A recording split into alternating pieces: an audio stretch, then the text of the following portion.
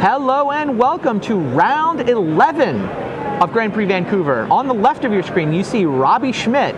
He is the king of the hill. Robbie Schmidt is the one who's 10-0, not Dan Lathier. Robbie Schmidt is 10-0 with Affinity, king of the hill, last truly unblemished record in the field, playing against Dan Lathier, who is on 9-0-1 with his Splinter twin list.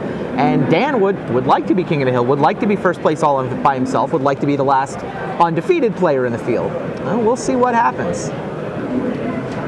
Robbie on the play, leads with a Vault Scourge.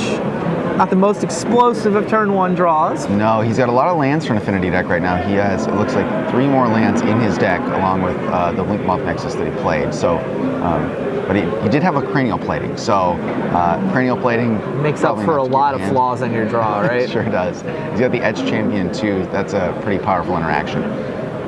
He's got 2 artifact lands. That Etch Champion's going to have protection from all colors.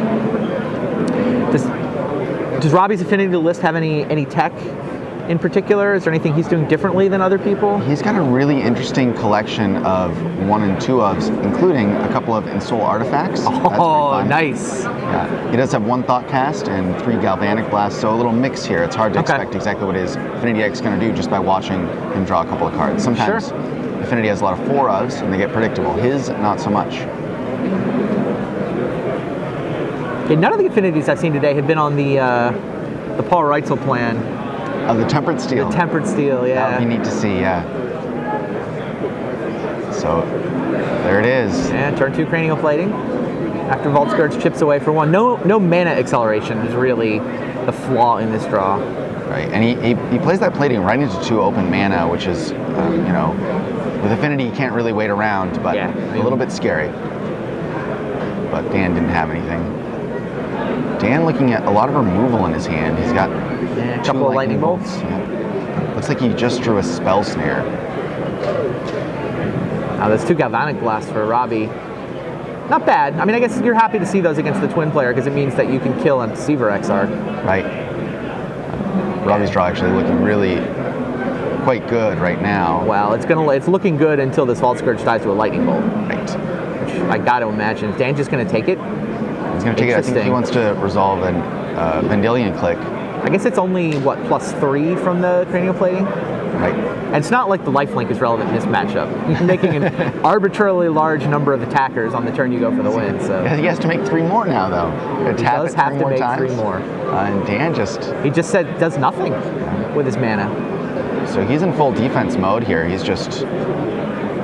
Why do you not bolt the Vault Scourge? Maybe he's thinking there are scarier creatures, and so he wants to wait and see those. But what he's going to end up getting a look at here is an Etch Champion before long. Welding Jar? Now he's calling Welding Jar Resolves. Welding Jar Resolves. Or it's on the stack currently. So. Okay. Responds to the Welding Jar with Lightning Bolt and Vault Scourge. Robbie finally convinces Dan to use one of those beta Lightning Bolts.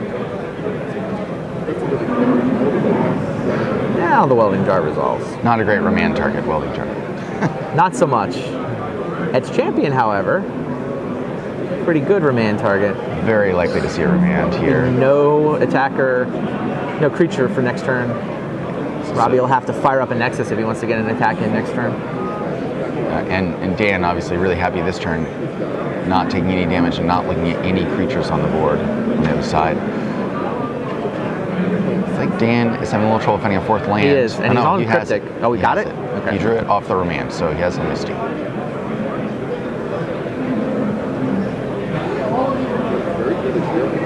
also has Vendilion Click, Spell Snare, Lightning Bolt, and I believe a Deceiver Exarch in his hand. So he could, click plus leave up Spell Snare, Lightning Bolt? He could leave up Cryptic Command. I think probably what you'll see, though, is that he will Cryptic Command that Etch Champion, since he can't do much about it once it gets in play. Yeah, here it comes again. May I have an Etch Champion, sir? And Dan says, hold on a moment, I need to go look through my library, find a land. He does find an island. It's interesting, against Affinity, the damage is usually dealt in such large chunks that actually taking 1 or 2 here doesn't matter so much. You need to make sure that you get rid of the threats and maximize your use of mana. So often shocking yourself is okay. Dan, plenty of red mana here, doesn't need to do that. So you cast the Cryptic Command. I'm going to assume draw a card is the other mode. Could conceivably bounce that plating. Yeah, he went and for if draw a card. Robbie didn't have another land, he could hit it with a Spell Snare, but Robbie does have another land. Signal Pest off of, instead of second Moth. Nexus, yeah. So he's got a Blink Moth and an Ink Moth Nexus now. Yeah, of course, Ink Moth with cranial plating pretty scary. Ooh. True. He's Dan's got a Lightning Bolt to defend himself with, and Snapcaster for potentially a second Lightning Bolt. Which he'll need with that Welding Jar in play. Although the Lightning Bolt and the regeneration does take Buys a turn, combat. right? Yeah. I think it was a Vault Scourge off the top and a couple of Galvanic Blasts in Robbie Schmidt's hand. Right. He doesn't need to get through for a lot with those 2 Galvanic Blasts looming. Yeah, not an easy card for Dan to counter either, because Remand doesn't really work. Is that the Blink Moth? Or the Ink Moth? That's the Blink Moth. Looks like he's going for damage here, not infect. So Signal Pest has picked up the plating.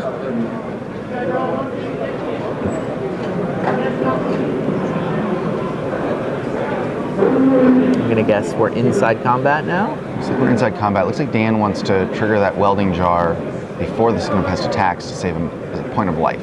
Sure. So Snapcaster target gives flashback to this Lightning Bolt. Lightning Bolt is going to take out the Signal Pest. There is not 2 black mana to move the cranial plating. Robbie does, of course, use Welding Jar to regenerate his Signal Pest, and that Blink Moth's going to get in for 1 point of damage. Dan looking pretty healthy there at 12 life now. Here comes a Vault Scourge from Robbie.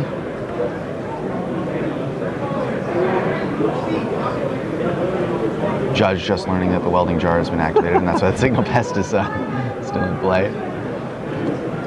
Now, Dan could theoretically use a Spell Snare here, but of course, 2 of the scariest 2-mana cards in Robbie's deck are Cranial Plating and Arcbound Ravager, so maybe he likes holding on to that Spell Snare.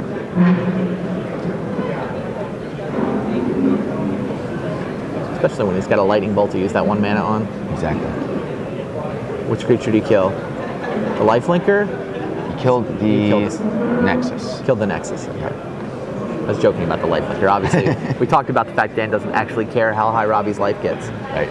Signal Pest was the real debate, but he elected for Blink Moth. So Dan looking good, but doesn't really have a way to finish the game. He hasn't found a... No, he's got a control hand. Right. I mean, Vendilion Click may actually be relevant as a surprise blocker here. Absolutely. If you can just... sometimes you think you can just take out all of Affinity's creatures and you'd be in good shape, but the deck has a lot of threats in it. Oh, he's got another Snapcaster. He's got Exarch, Snapcaster, Click, and Spell Snare, I believe, are Dan Lanthier's 4 cards. That's correct, yeah. It's a pretty good hand. Yeah, it is. So being able to Snapcaster Lightning Bolt to hit whatever's wearing the plating is really nice here. He's in a nice position in that he's gotten to this point in the game. He's still at 12 life. Robbie's board is not overwhelming, which is the scary thing with Affinity decks. However, Galvanic Blast targeting your face? Certainly, that's going to the face for 4. And so this is the thing, that there's another Galvanic Blast in Yeah, hand, Dan's so effectively at 4. Right. Just 1 or 2, say if Signal Pest gets in an attack, there's a Nexus, there's a Vault Scourge. This attack's actually pretty scary, right? It certainly is. Well, it's an Ink Moth Nexus, so that doesn't actually help. The plating could be picked up by the Nexus, making the Ink Moth its own threat, but then there's not enough damage there to get Dan down to 4. Right.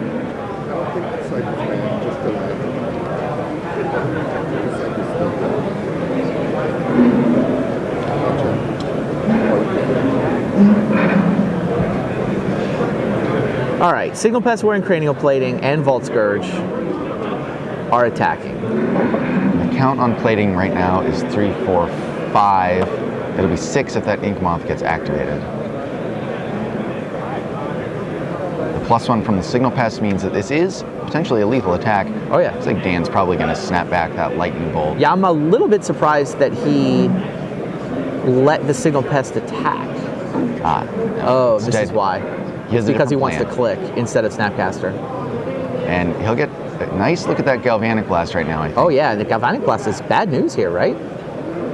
Yeah, Galvanic Blast clears click out of the way, and then this is a lethal attack, isn't it?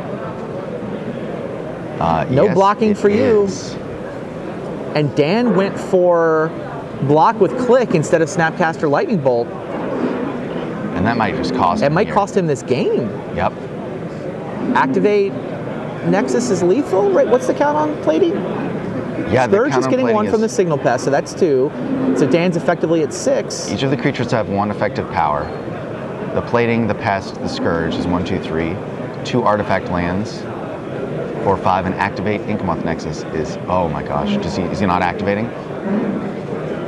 He didn't activate the Nexus. Why didn't he activate the Nexus?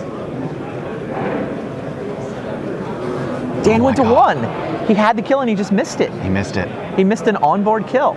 Well, Dan did have 2 mana up still. Okay. Maybe you think he saw it and declined? What are you risking by activating that Nexus? I don't know what he's worried about there. Looks like he's probably going to win the game regardless. Dan unable to get mana out of that Skull. Yeah, he did decline to go for an onboard kill that we know would have worked. Yep. Wow, and here's Ravager. I mean, there's a spell, it's going to run into Spell Snare, but still. Right. So Dan's okay with that, and here he's got the ability to... So Snapcaster can hit Lightning Bolt, but Vault Scourge all by itself is lethal. He has to hope that Robbie moves the plating, but he's not going to. Oh, no, Oh, Pestermite. Robbie can just respond by activating his Nexus. His Blinkmoth Nexus, the one that deals regular damage. Yep. There you go. Vault Scourge gets tapped.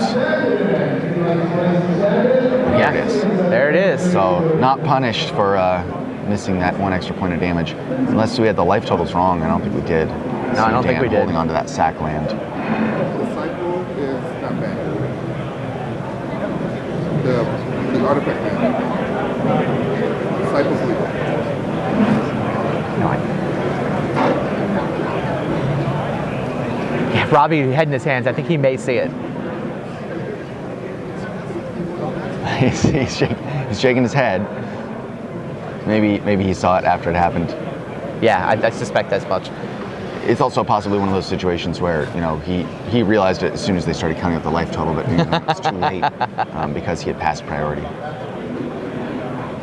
Now, if Dan had gone for the snapback Lightning Bolt plan, how differently does that play out? He doesn't take the cranial plating hit. And so then on the last turn, he's got the Pestermite. Like, I actually think Dan's the one who may have punted that game. Yeah, I think so. If he goes Snapcaster Lightning Bolt, then he's still looking at Galvanic Blast to the face may finish him off, because I think he can't help but take the 2 damage on that last turn. He was at 8, so he's going to play the Snapcaster and kill the bigger No, and then creature. he'll still have the click, right? So he Snapcasters, he kills the pest which is wearing the cranial plating. And as we know, he was aware that it was great to do that play before attack. So the Vault Scourge would only hit for 1. So he would have made the Snapcaster play before the single pest attacked and pumped the Vault Scourge. So yeah, he would have taken 1, he would have been at 7. Facing down on Galvanic Blast. But with a click in his hand. So he'll have both Pestermite and click available to defend himself on this last turn. Yeah, I think we'd still be playing. I think so, yeah. Yeah, I think that if Robbie doesn't get to connect with that cranial plating signal pest on that turn, Yeah. maybe we're still playing. Maybe he never does get to connect with a cranial plating I think creature. you're right. I think though Robbie had enough. Still had 2 Nexuses at the end of the game though. Certainly. And the Vault Scourge. So I don't know that Dan could answer all the creatures. Right, and all of them be close. are going to be powerful with that plating in play. Certainly he wasn't a lock to win that game, but Yeah, I think, like I said, I think we're still playing. I think Dan's next couple of cards are what would figure out whether he ever gets hit by a cranial plating wearing creature. Anyway, interesting game. There's a lot of decisions. I mean, people think about, oh, Affinity, you just dump your hand and shove everything into the red zone, but no, it is quite the tricky deck. There's a lot of intricate little interactions, and how do you maximize damage, and when do you activate the Nexus? Do you need the mana from the Nexus? Do you need the artifact count from the Nexus? Do you need it as an attacker? And you know, all the options it has in terms of cards that can come out of those hands. You know, some decks play a lot of Thought Cast, some decks don't play any direct damage. In this one, you know, Robbie had 2 Galvanic Blasts. That's hard for Dan to play against, not knowing. Right. You know, he hasn't seen his hand. He doesn't know Right. what's Does my opponent have Galvanic Blast? Does he have Thought Cast? Does he have Ensoul Artifact? And Robbie's like, I have a little bit of all of the above.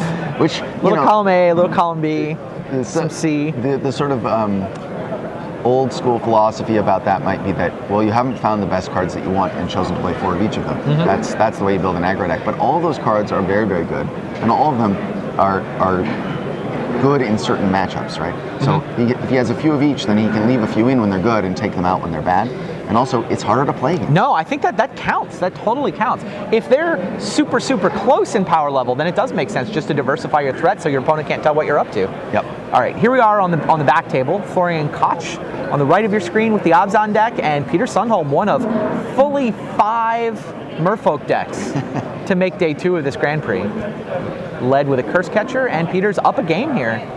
I guess it might be that Merfolk is sort of the breakout deck of this tournament, huh? It's the one that was totally off the radar. Oh, maybe. I mean, Affinity was below the radar, maybe not off, but you know, toward the bottom of the radar, and has leapfrogged into, what do we figure out? It's the 3rd most played deck here on day 2. Right. But Merfolk has come from nowhere up to be the 5th or 6th most played deck on day 2. Yeah, and I don't know if it would be the deck that I would think 6th. of immediately to try to attack a format like this.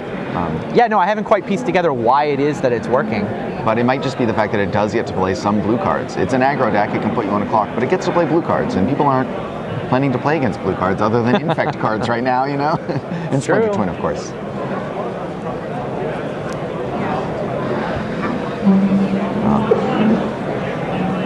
I mean, the burn matchup seems pretty good. Merfolk's never hurting itself with its lands. It's playing Master of Waves at 4 with protection from red. Yeah, absolutely. Making a million guys. Ooh, it's playing Tidebinder Mage in a format that's very red and green, especially green. So you see the Tidebinder here taking out the Noble Hierarch, meaning he wants to deny Florian Koch mana. This is a Tarmogoyf he could be targeting over there. Tarmogoyf's only a 1/2? Yeah, indeed. It's like, I can block Tarmogoyf, no problem. It's like, Path to Exile may have a thing to say about that. Right. I mean, locking down the Noble Hierarch also makes Curse Catcher better here. Right, Peter's more likely to get to counter something. That's true. Though, I mean, you can't counter a creature, so. Or a Planeswalker. And so, of course, the Exalted means Tarmogoyf is already a 2/3. And Peter takes 2. And you'll see the classic pass your turn, use Path to Exile on your upkeep. That lets Peter untap 2 lands, though. I'm not sure this was a spot where you want to pass. Doesn't he really want this Tidebinder Mage to resolve? It was more likely to resolve main phase. It was more likely to resolve, however, in this situation, you know, at least Peter doesn't have a land to use this turn. Maybe that's more important to Florian. I'm not sure what the effect is either. You know, if he has to play a counterspell on a Path to Exile, some sort of countering effect, it's a mana leak here, or a Remand. Right, I mean, the reason that you takes away his whole turn. The reason to pass and pick a fight on the opponent's upkeep is usually that they have mana untapped anyway, and if they're going to use their mana for a counterspell, do it on their turn before they get to untap. But when your opponent's tapped out, it's usually the time you do things main phase. Right, but this is because of Path to Exile, right? Because it puts the land into sure. It denies Peter the mana this turn, which in these early turns is pretty relevant. I don't know if I would have opened up Remand and Mana Leak there, though. Yeah. But I do see what you mean. It's an interesting play, and you know, Florian's hand, it looks like he has a Batter Skull over there. Maybe he would be happy if Peter had a Mana Leak and used it, so he could resolve that Batter Skull.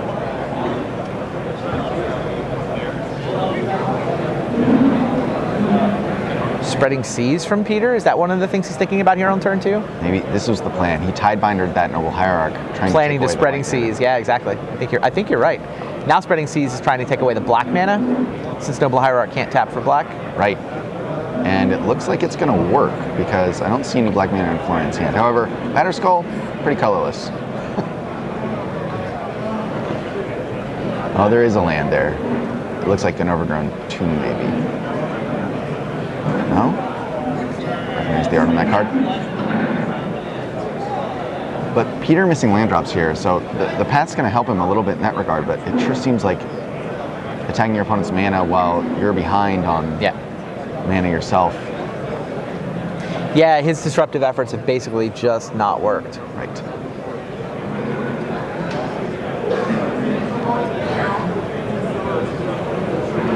He draws another Curse Catcher. Looks like he does have a Master of Waves in his hand. What does he do about Batterskull, though? Does he run, like, Vapor Snag?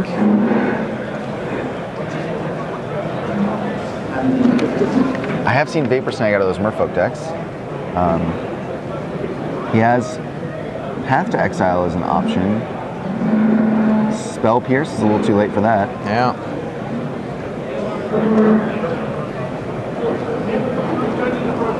All right, well, here's Silvergill Adept.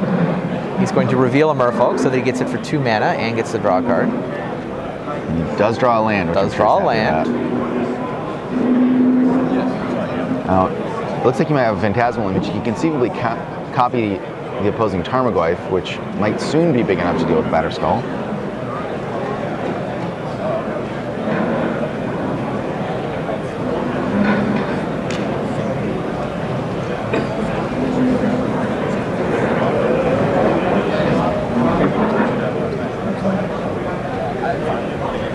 Curse Catcher, and then is that a path in his hand? He does have a path.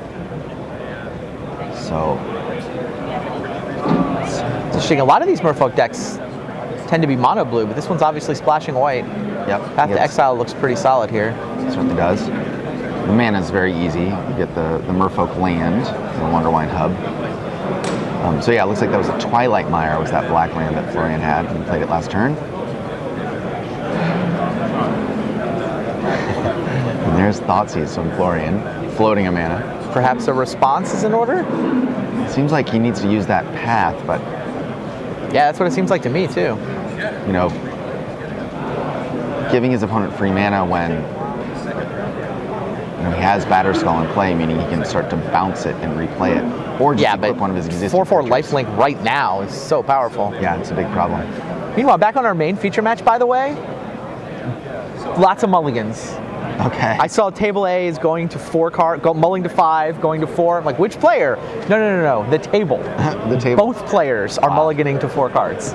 Well, it sounds like it might be actually All an right. exciting match to watch. Yeah, let's go see what happens over there. We'll definitely let you know how this turns out. But meanwhile, what happens when both players mull to 4 in this matchup? It seems to make, Florian's got a couple of Ancient Grudges in his sideboard. So if he draws one of those, or Dan Lathier does rather, so if he gets one of those and can start to peck away at the limited cards available to Robbie, that might be a big difference.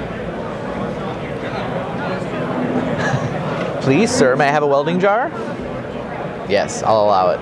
Oh, look, this How is... about a Spellskite? Well, Dan not has as happy searched up- about the Spellskite, but okay. Dan has searched up Stomping Ground so that if he does draw Ancient Grudge, he can use it. And now Flash he's it got a back. full land. And his hand is basically all removal. But Bolt Electrolyze Engineered Explosives? Right. And he's going to have to use that Engineered Explosives. Yeah, Explosives for 2 lets him 1-for-1 on the Spellskite, which is nice. Yeah, but it's kind of awkward here because it Cost him 4 mana, yeah. costs him 4 mana, and if Robbie has another 2-drop, which it looks like he has a Ravager over there, the Welding Jar can regenerate the Ravager. The Spellskite Sure, or he can sacrifice wait. the Ravager. Yeah. Well, he has to put pressure on because he can't just Sit there stare. forever, yeah. Let Dan draw answers. All right, so he is going to go Ravager. And is happy to see it get past a potential Spell Snare. Well, he had I believe Robbie had a Spell Pierce of his own, ready to defend it. And you may see that right now. No, he of course Coming won't Lightning Bolt because Lightning Bolt will just Spellskite. get eaten by the Spellskite. No, this is just get the Steam Vents without paying 2 life for it. Yep. I don't think Dan's all that unhappy about the whole Ravager Welding Jar thing. It does mean he gets 2 cards with his Engineered Explosives. That's true. I mean, I think you're right that Robbie had to play it this way because Dan would have been like, well, I'll hold it, eventually I'll blow up a Spellskite, but I'm not in any hurry. Right. This is kind of a funny spot. You may see a situation where that Engineered Explosives goes off and then the Lightning Bolt tries to take down the Ravager. Right. And Robbie goes down to just Ravager with a bunch of counters on it. Sure. Yeah, this is definitely playing like an all-in on Ravager game for Robbie Schmidt. Yep.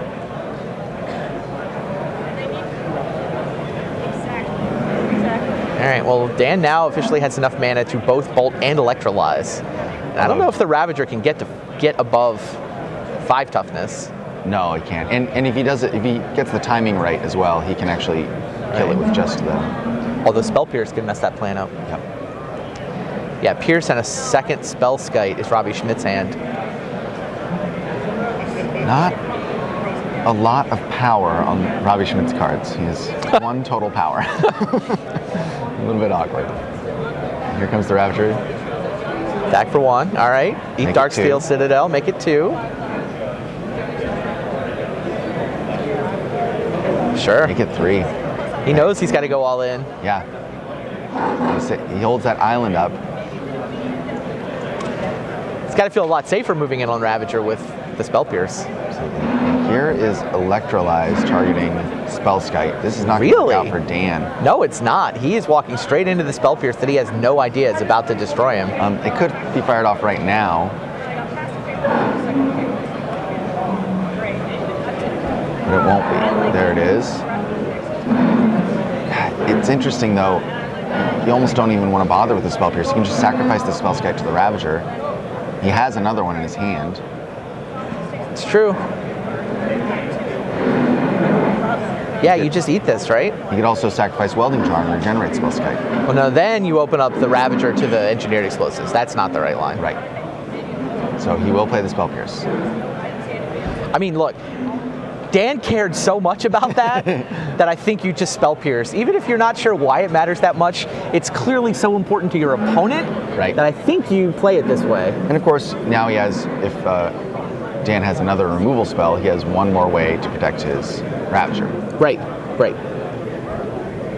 So you see Robbie draw another 0 power creature. Man, that's going to get the Ravager up to 4 power. That's just Ravager food. Potentially. The Ravager, now if the Ravager is killed, it can land on the sure. Ornithopter. All right, well, Dan's blowing the Engineered Explosives. Robbie is respond. clearly going to eat the Spellskite, and then he has to decide whether to sack Welding Jar to regen the Ravager, or whether to...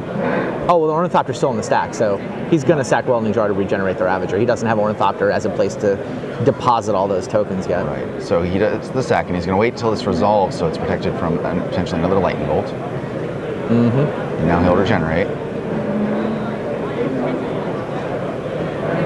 This game looks pretty good for Robbie suddenly. He's got I agree. a very resilient Ravager, although all it's going to take is an Ancient Grudge from Dan. Agreed. But I mean, the way Dan used his Lightning Bolt and his Electrolyze to accomplish basically nothing. Well, he ran them into a Spell Pierce. Still. Right. Yep. He drew a card off his Electrolyze, so... Cycled an Electrolyze, used a Lightning Bolt. I don't know that... I'm not sure it was that important to do that before trying the Engineered Explosives plan, because he could have blown his Explosives. The Spellskite would have gone away. We'd have been in this board state. Like, having a Lightning Bolt and Electrolyze on this board is okay. Right. And, it's funny to think about this format and how powerful it is, and the fact that Robbie Schmidt is sitting there with 1 basic land, an 0-2 flyer, and a 4/4 against Dan's 5 mana. And he's winning. And he's winning. And he looks really good in this game. Certainly Dan not out of it, but... and Robbie, if he draws a land here, gets to deploy the Spellskite and protect his Ravager that much more. Alright. Dan's hand isn't just lands. I certainly saw spells in there. He does have 1 land. Now, there's a Galvanic Blast for Robbie that he can't cast. And if he could, it would only be for 2. Of course, remember these players both mulliganed a lot. To 4, yeah. 4 each. You see the Ornithopter get in there in case the Ravager is killed during combat. That's a lot of land for Dan. So that then, yeah, it sure is. And Dan, he needs to find something fast. He's at 7. Yeah, Ancient Grudge seems like the card he really wants. Oh, How many does he run? 2. 2 in the board? There's 2 in the board, yeah. What else has he got for this matchup? Well, that Engineered Explosives that you saw, he could potentially bring in a Sower of Temptation. Not He's got a particularly good Shatterstorm? here. He does have a Shatterstorm. That also would be pretty good here. Indeed. Yeah, 2 Grudges and a Shatterstorm. So it doesn't seem like anybody has abandoned Affinity Hate for their sideboard. Not completely, although two But I mean, Ancient it's lots of Grudges- threes, right? It's like Right. 2 dedicated cards and one overlap. Or I guess here 3 dedicated cards. Yeah, if he had 4 Ancient Grudges and a Shatterstorm in his sideboard, this would feel very different for him right now. Agreed. But he All does right, get to Serum look for Visions. them. Where's my Ancient Grudge? It's like he has a Spellskite, and is that the Sower? Is it a Sower in his hand? Oh, Sower would be There's a interesting. Lightning Bolt and a Cryptic Command on top. Now those aren't Ancient Grudges, but it's hard to turn down a Cryptic Command in a situation like this. I mean, Cryptic Command and Lightning Bolt. He goes to bounce the Ravager. Robbie probably sacks it. You bolt the Ornithopter's response. But he needs both of them. He doesn't have time to draw both of them since he's putting them on True. top. Well, Spellskite can steal the Ravager counters, right? That's true. And he does Spellskite's have the pretty Sower. good. So this, if he, I almost wonder. Oh no, he didn't have quite enough mana. Now, Spellskite's not big enough to block the Ravager.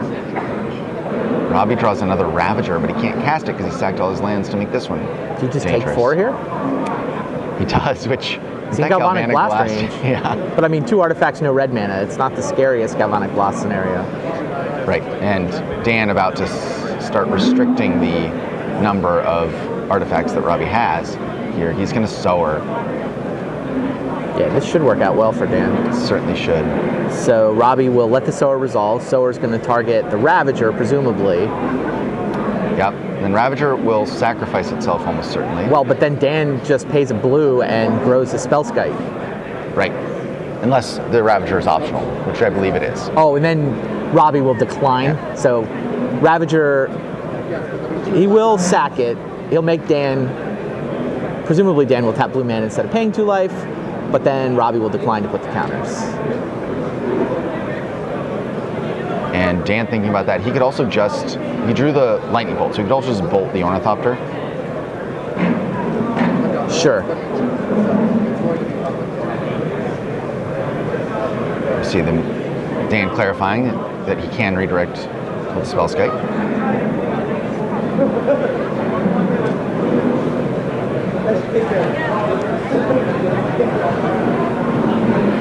Yeah, Spellskite's does. going to grab the counters. Robbie says, nah, never mind. I will choose not to put I don't need those counters so much, actually. Oh my god, another Galvanic Draws Blast. the Galvanic Blast. I think Dan feeling like he's really in the driver's seat here, but not, maybe he doesn't realize that as if Robbie finds a red mana, he's in big trouble. Well, he also has to find 2 artifacts. Well, you could just play both Galvanic Blasts. Oh, funny. Although, there's a Yeah. Spellskite in play, so maybe not as scary as it could be. Yeah, So he does Robbie need needs the Metalcraft. artifacts. Yeah. He's also drawing the Edge Champion. Okay, here's the second Ornithopter.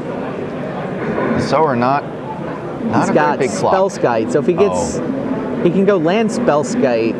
Dan has drawn Ancient Grudge and Dispel, and he has the Cryptic Command. Wow. I think this game is pretty much locked up. Going to game 3. Yeah. So, you see Robbie finally get enough power on the board to start attacking, but Dan can just Ancient Grudge that creature. Dan even has the option of bouncing his own Sower and stealing something if he wants, but it's not what he needs to be doing here. Robbie does find another land. He can start playing all those 2-drops he has in his hand.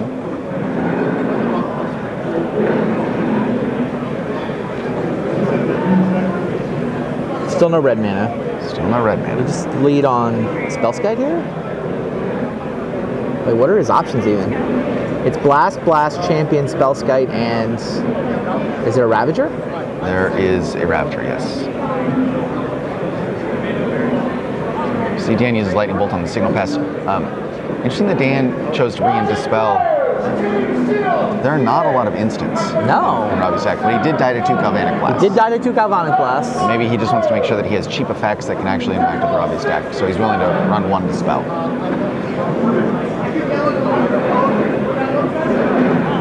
He has access to 2.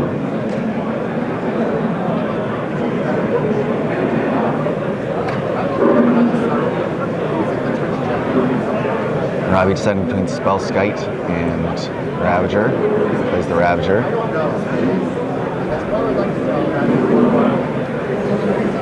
The seems like a reasonable cryptic command target simply because once it gets in play, of course the Spellskite means that he can just remove it and the counters aren't going to turn anything else into a threat. Dan draws his second Ancient Grudge. Well, that worked out. Yeah, and Spellskite available to stop Galvanic Blast, even if he couldn't counter it, which he can. Right.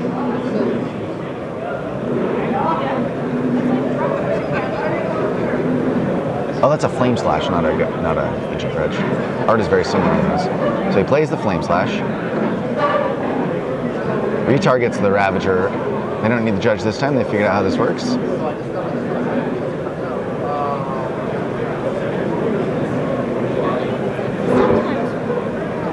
And Robbie looking at his hand, thinking he can use 1 mana, pay 2 life, and play a 1/1, or he can pay 2 mana and play another 0-power creature.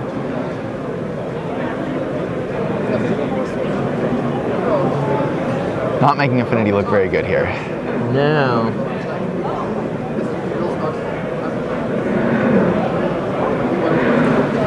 Usually only have to win 1 sideboarded game, though. It's true. And, of course, a lot of mulligans this game. The Affinity mechanic itself, it lends itself to lots of cards being around to begin the game. You know, all the cards counting other artifacts, Ravager relying on other artifacts. And if you could have everyone keep 7 every game, you'd be happy about that.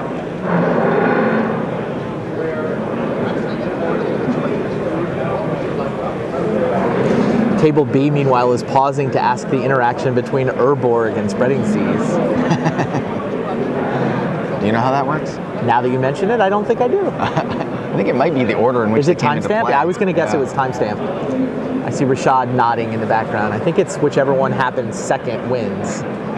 As Dan plays an Ancient Grudge on the Vault Scourge, and then proceeds to draw a Grim Lavamancer, which can either speed up his clock or eat Robbie's creatures.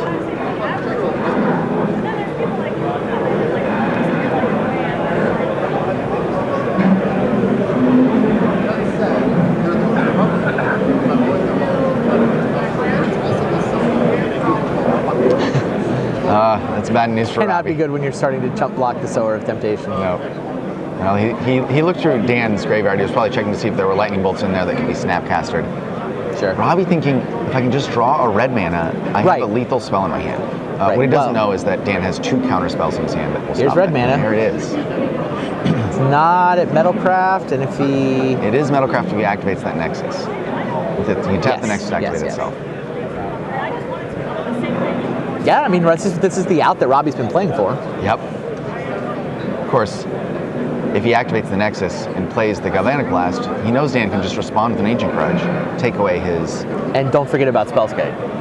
Right. At least the first one kills the Spellskite, thus thereby clearing a path for the second one. I think that's the idea. Yeah. Or maybe he's thinking... It seems like there's no great option here. He can't get Galvanic Blast to do anything productive with that Spellskite in play until he has another artifact.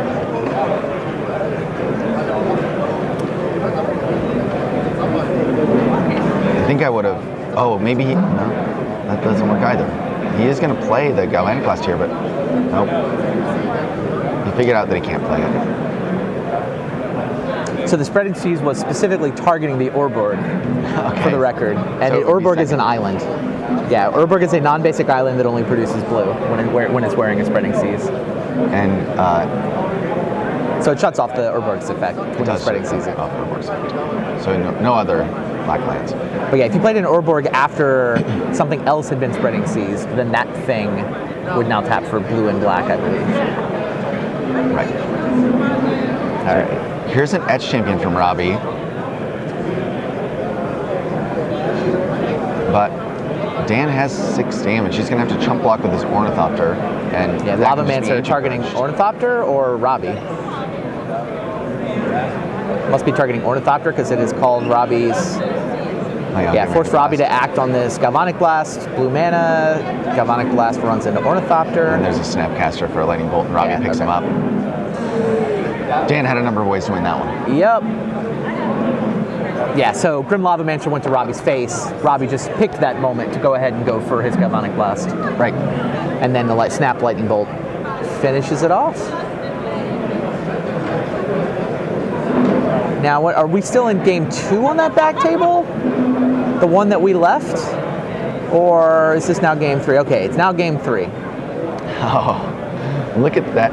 Now the mana restriction seems to have worked a little bit better this time. A bit, though there's Tasigur in play. Yeah.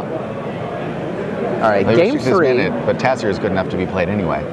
The winner goes to 10-1 and will be tied for second in top 8 position with 4 rounds to go. The loser will need to rattle off, what, 3 wins in a row and then a draw probably? Big match for sure. This interesting interaction here. There's Curse Catchers in play. Florian had Slaughter Pact in his hand. Oh my. But nothing that he needs to target with it. This is one of those awkward games where Aether Vial doesn't look particularly good because he has run out of creatures to play with it. So it looks like Peter the Aether Vial acts like kind of a mana flood in this situation. Yeah, it looks like Peter's gone through a Lord and a Regery. Yep. Thoughtseize got one of those, presumably. Aether Vial down my Tidebinder Mage to tap Scavenging Ooze. Wow. It's not bad. Of course. Florian does have a path.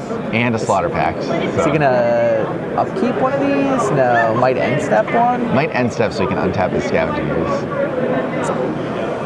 Mutavault gets activated, so no Lords. This is 2, 4, 5 damage coming over. Florian says, I will go ahead and take out one of these now so I take less damage. Now, if Peter has a Lord, he could drop it mid-combat off an Aether Vial. Good. You see his hand over there? I think he has at least 1 land. I thought I saw a flash of blue. Path hits the Tidebinder. I think it wasn't Mutavault, right? Pretty sure it should be Tidebinder. It was Tidebinder, yeah. And you see here, Peter, he's going to put a Curse Catcher into play, and he's going to keep his Tidebinder Mage. Yeah. He'll sack 2 Curse Catchers to counter 1 path. It's a pretty big path, though. Right, he's able to defend the Tidebinder Mage, which does as much damage as the 2 Curse Catchers with no Lords, and keeps the Scavenging Ooze locked down. So right. I do think that path was probably worth 2 Curse Catchers. However, there is a Slaughter Pact in Florian's hand, and he can just throw that out there now and untap his Ooze, and suddenly he looks like he has a really dominant board. Yes. 2 big creatures. And Peter's hellbent. Peter is out of gas. Yeah, you saw him play a land there, a Flooded Strand. Florian now gets to pay for Pact.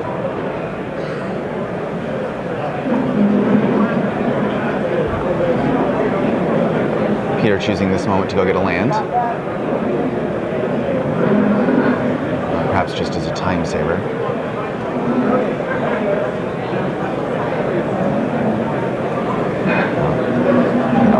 It looks like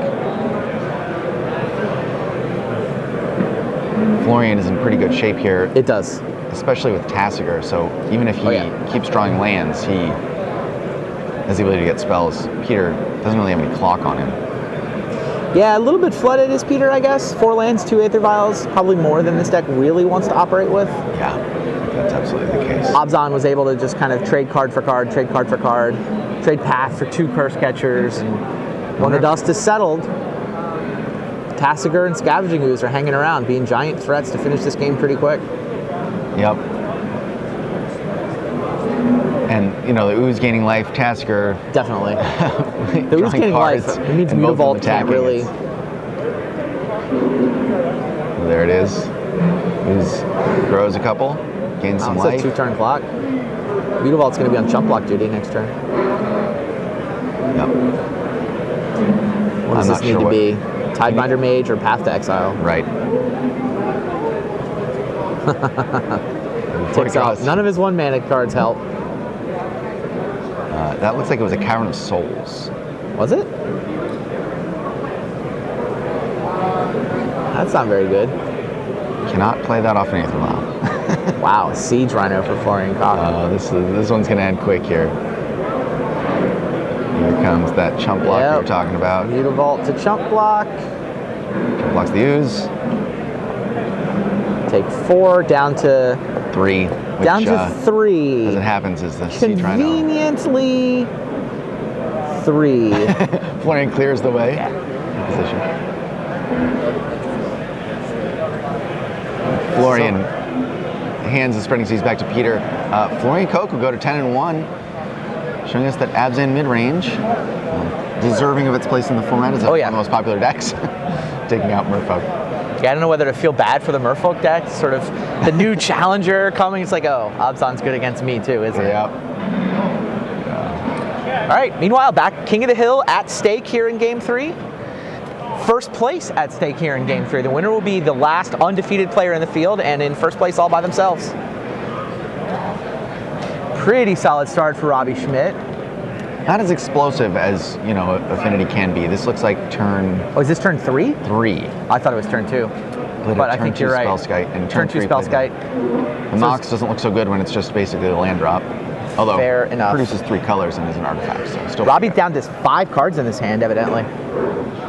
Yeah, this is a mulligan. Look, he's only got, 7 cards in front of him, and it's turn 3. Yeah. Now this is something that Affinity suffers from. You have these hands that you look at and you say, you can't win with this because they don't get started fast. So it does mulligan a lot. You can still win when it mulligans, but. See, Dan looks like he has an Ancient Grudge in his hand. Oh boy. It's going to make things a lot harder for Robbie. Seems like the former Canadian national champ, Dan Lathier, is going to be the one in the King of the Hill table next round. What do you think? Yeah, absolutely. Double mulligan, and here's an Ancient Grudge. Which... I mean, normally Affinity can win through 1 hate card. It's usually the second hate card that really starts to crimp your style. But maybe that multiple mulligan acts as the I think a double mulligan counts as the first hate. You see here, Ancient Grudge kills the Mox. And now we're going to see the lightning. No Metalcraft. Dan knowing you got to be careful with these Etched Champions. You got to get them when you can. So he goes ahead on his turns and taps all his mana and takes it out. Now, he's going to let Robbie, unless Dan has a Spell Snare, resolve a Ravager or a Plating. Looks like it's going to be Ravager.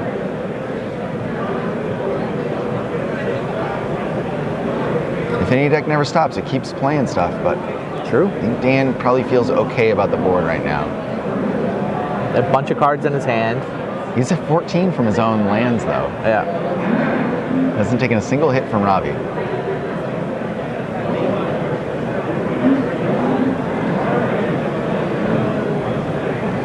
He does say he has a Cryptic in his hand. Looks like another land. It's a Desolate Lighthouse. Ornithopter Cranial Plating in Robbie's hand? He has a Splinter Twin in his hand. Right. Yeah, it's Ornithopter Cranial Plating across the table.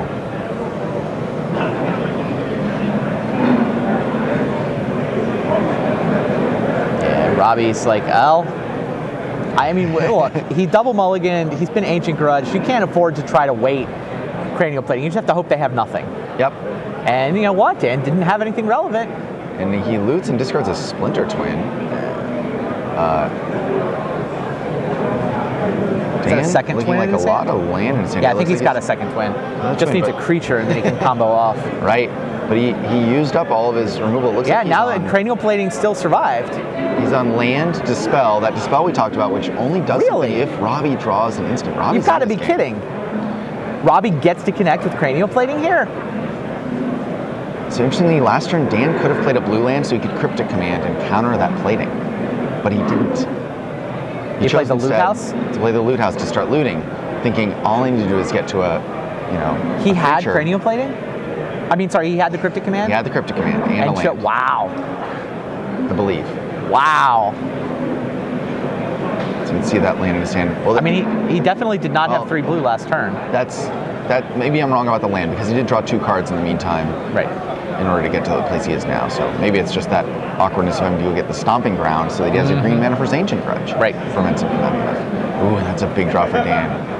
Is that Engineered Explosives? That is Engineered Explosives. So that gets both the Plating and the Ravager? Sure does. Wow. Man, Robbie Schmidt was so close.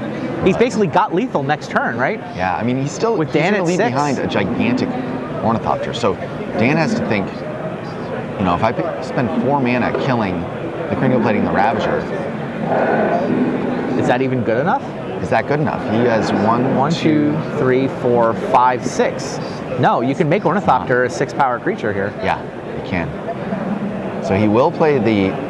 He's got Cryptic Command mana. But he... No, he didn't. No, he didn't. He tapped it wrong. He tapped 2... Well, he should have tapped Stomping Grounds for that Engineered Explosives, right? Yes. He left himself without a 3rd blue mana. Now you can see him... Well, I mean, if he's planning to activate the Engineered Explosives anyway, I guess he is forced to activate Engineered Explosives. So there was no scenario where he could Cryptic Command this turn. He could Cryptic Command tapping all of Robbie's creatures. Fair enough. That gives Robbie the opportunity to activate Nexus and go all in. So he would have to not play. But note that by activating Cryptic Command here, he can't eat the Nexus. Right. So he cannot actually get to 6-power Ornithopter. Because he couldn't eat the Nexus. So he settles for 2-power Ornithopter. And active Nexus. And he's got a Dead Thoughtcast in his hand. So yeah, Dan found the correct play there. He was to activate on my turn, so you can't activate your Nexus creature. Still, Dan on the ropes here. They're down to 3. Now what do you got? He draws a Snapcaster Mage. Which he has what? He has a Lightning Bolt, but not an Ancient Grudge? I mean, Ancient Grudge obviously already has I believe flashback. he has a Lightning Bolt. Yeah, he does. He has a Lightning Bolt. So he can... Doesn't kill an Ornithopter. He can't kill the Ornithopter, and he can kill the Blink Moth Nexus, so he can survive for another turn. Then he doesn't can use need to kill the Ink Moth, because he's not worried about Infect. Yeah, this is Robbie making a lethal attack. Oh, man. But Snap Bolt. And that... So the creature gets activated. Now you'll see a Cryptic Command. Interesting. Is this tap all your creatures and draw a card? Has to be. I mean, he could also bounce the 2/4 Ornithopter, right? Make the counters go away that way. He could. Although the Nexuses make that combat weird. That is what he does. He taps all your creatures and bounces. Tap and bounce. So let's take all this power off the table, but there's still 2 Nexuses, which when you're 3 are almost enough. Oh, he draws a 2nd Splinter Twin. Which is really a 3rd Splinter Twin. Yeah, that has to be agonizing. He still has draws Snapcaster. Springleaf Drum, which turns on the Thoughtcast. Robbie Schmidt gonna win this on a mull to 5 through an Ancient Grudge? Is that really possible here? He might. Now, the Snapcaster's still there, right? So yes. There's the Thoughtcast. Dan can Snap and Cryptic here. It's exactly 2 non-blue mana, which is what he wants. So he can counter the Thoughtcast. Counter draw? Yeah, counter draw. Misty Rainforest is the draw. Oh, we're in extra turns? This is the last turn of extra turns. This is the last turn of extra turns. There, and he draws the Deceiver Exarch. Oh my goodness. Draw. Oh. Robbie Schmidt. Affinity versus Splinter Twin, not a match you imagine. Unbelievable. Often. What a crazy match. And Robbie had lethal. I mean, let's say there were a couple more turns, right?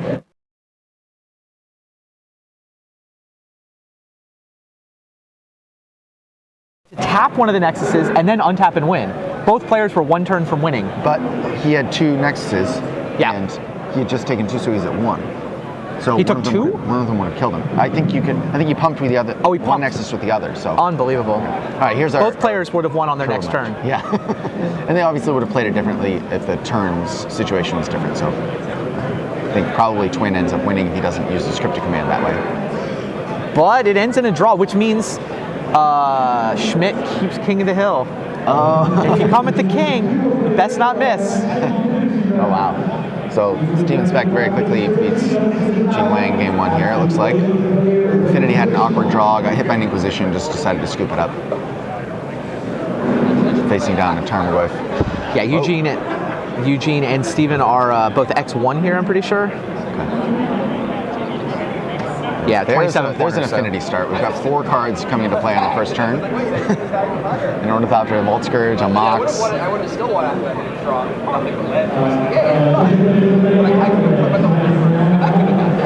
Now we see a Plating. Look at this board. A little better draw for Affinity, is that what you're saying? And Steven Speck discarding Batter Skull on turn looks 2. to me like Steven Speck on the draw. This game doesn't. So these first That two was games another have been quick one. really quick scoops. Yeah, All right, Steven, on to game 3. one of those speculative hands where he needs another land, but he obviously had cards in his hand that were good against Affinity.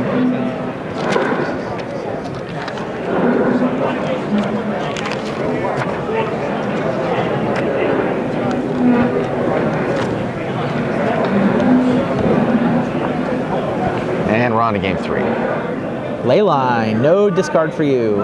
Interesting. You know, I wonder if Steven has even kept in that much discard. He can just play proactive cards. Is that some kind of alternate art Tarmogoyf over there? Alternate art something. Is that an ooze? Oh, it might be scavenging? No, it looks like Tarmogoyf. No, it's an ooze. Got the activation over there, I can see it. Fulminator Mage. Fulminator Mage, interesting. Can block a Ravager, force the sacrifice, and then it can kill a land, which oftentimes is pretty good against Affinity. Affinity gets a little tight on the mana. Absolutely true. Of course. The land is indestructible. I'm not killing Darksteel Citadel. Indeed indestructible. Kill the Nexus. Oh, wow. Tarmogoyf coming out of the Affinity deck? That's awesome. That is kind of cool. Nice. What an interesting idea. So, not very Yeah, I know. I'm synergistic, trying to wrap but my it head is. around this. I haven't seen this before. It's a gigantic creature, especially given that you're going to end up with artifacts in the graveyard. Oh, maybe this is his plan. He brings in Tarmogoyf, you bring in a bunch of artifact hate. Well, hey, go ahead and cast your Shadowstorm. I'll attack you with my Tarmogoyf for 7, however much it's going to be. With artifacts, creatures. Tasigur though. Man, Tasigur comes out so fast. Yep. And the Fulminator Mage on the offensive Tarmogoyf, here. by the way, Tasigur drops Tarmogoyf to an 0-1. Ooh, and there's an Ensoul artifact on Darksteel. Indestructible, 5/5. That is bigger than a Tasigur. 5/5 is a great size to be right It really is. Beats up a Siege Rhino, beats up a Tasigur. So Tarmogoyf, really cool. Looks pretty bad here. As you see Steven say, I'm just going to race you. You're playing Leyline, you're playing a 1/2 Tarmogoyf. I'll attack you with everything. Scavenging Ooze can really keep Tarmogoyf down, so. Nice idea, but the Tarmogoyf idea doesn't seem to be working out this game. No, it doesn't.